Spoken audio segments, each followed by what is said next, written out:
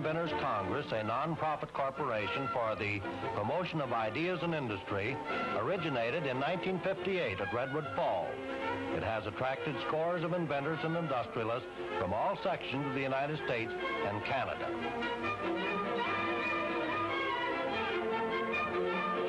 110 miles west of the Twin Cities, Redwood Falls, Minnesota, the Inventors Congress site is in the heart of the state's richest agricultural region. Scenic and historic, the city was founded a century ago. This small city of 4,500 persons has continually pioneered in the economic progress of this region. The Minnesota River Valley is known for its geological wonders and is the site of the Bloody Sioux Uprising in 1862. In the region's center, on the lip of the valley, is Redwood Falls.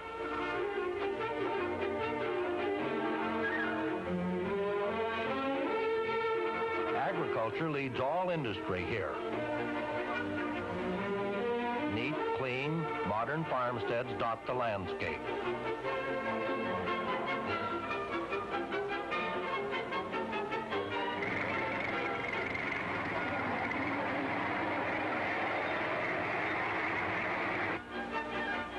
Farming is one of several industries benefiting from ideas first displayed at the Minnesota Inventors Congress. Federal, state, and county highways form a network to the city. U.S. Highway 71, State Highways 19 and 67. Visitors are welcome to Redwood Falls, and the Chamber of Commerce has detailed information on this annual event.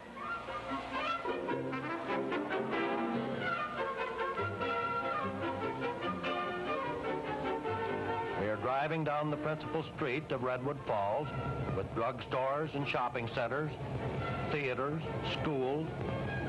Redwood Falls has become the shopping hub for a distance of some 50 to 60 miles surrounding this beautiful area. Every day you will find the streets busy and shops thriving. People are here to buy the things they need to conduct their business and to meet everyday needs and pleasures.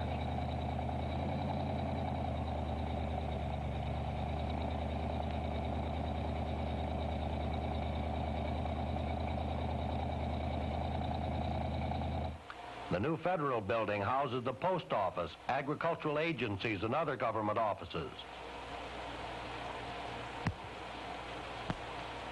There are 4 schools, the high school and Lincoln Elementary School, shown here, and the Redwood Falls educational system ranks with the best in the state.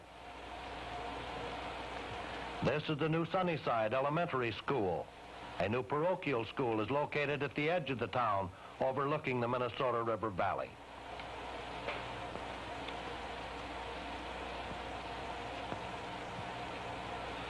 There are 10 churches of various faiths and denominations. This is the Methodist Church, recently completed with graceful and modernistic design.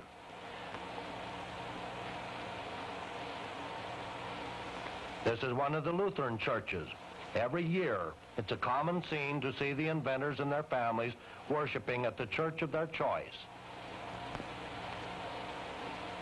Another project of this vigorous community is its hospital.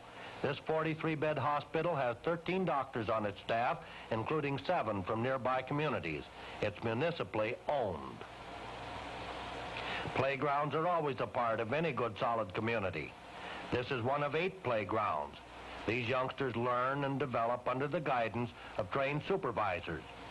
Illuminated tennis courts, horseshoe courts, baseball and softball fields may be used by adults for entertainment and relaxation.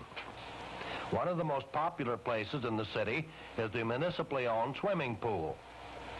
These lifeguards conduct scheduled swimming classes for local youngsters and other nearby community groups. The pool's shape is unusual and functional. It is wedge-shaped rather than the old-fashioned rectangle. It is 40 feet wide at one end and 80 feet wide at the shallow end.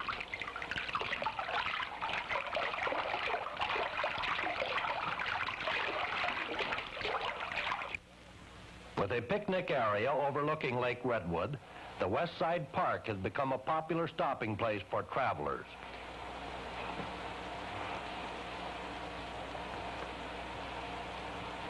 A trip through Ramsey City Park, located within the city limits, is a must for all visitors.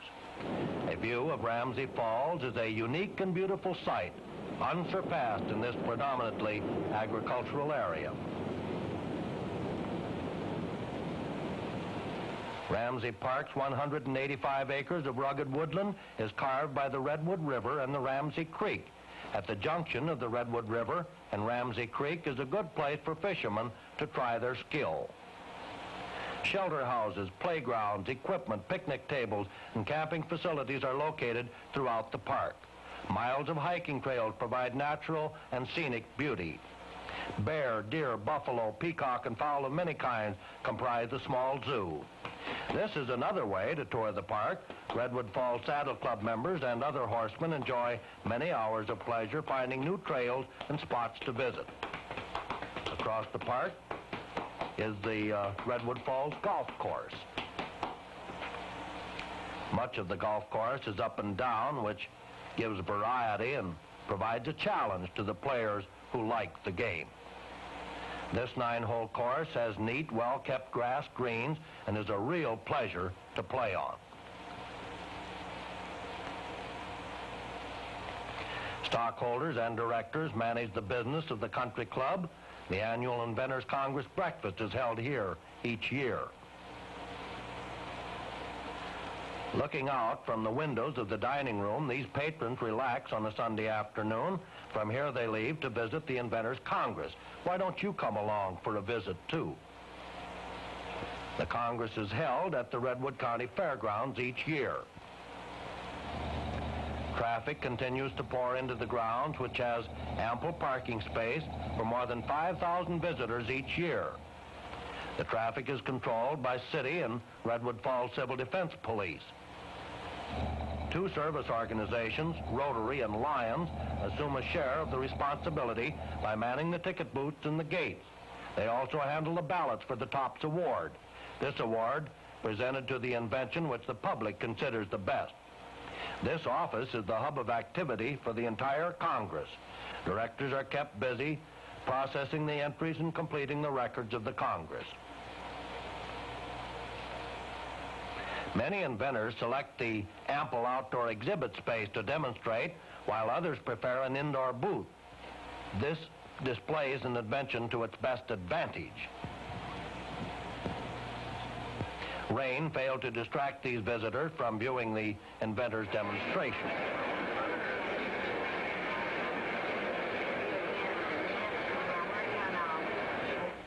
We like to think that one reason these crowds came is that WCCO Radio has been a co-sponsor of this event for several years.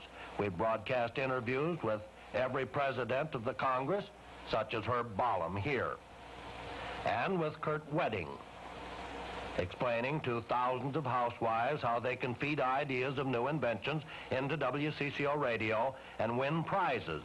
Some mighty interesting ideas have come from our listeners, and they became products that help create jobs and profits. As inventor Leo Higginson told our audience in another radio broadcast, he won the top prize in 1958. Lieutenant Governor Sandy Keith and other government officials like Carl Bond from Washington have joined us on our broadcast to create interest in this remarkable project. Here, Minnesota Inventors Congress President Bob Felt introduces Congress Attorney Rosenblum to Leonard Hardlin of the National Inventors Council and Joe Dugan from the Department of Commerce. The participation of these federal government agencies reflects the broad scope of MIC on a national level. The Minnesota Department of Business Development has been an active participant since the first Congress. Commissioner William Farrell is explaining the department's exhibit. Members of the Minnesota Patent Law Association are in attendance during the entire Congress. The Small Business Administration offers advice on financial matters, government contracts, and problems confronting the inventor. Melvin Pass of the SBA is shown here explaining the many services available to the inventors and the manufacturers. Walter Ringer of the Foley Manufacturing Company looks at a small household item on display. Many products now in use have resulted from such an encounter between idea and manufacturer. 16 judges determine the award winners: Gordon Volkenot, Volkenot Appliances; Willis Gilley of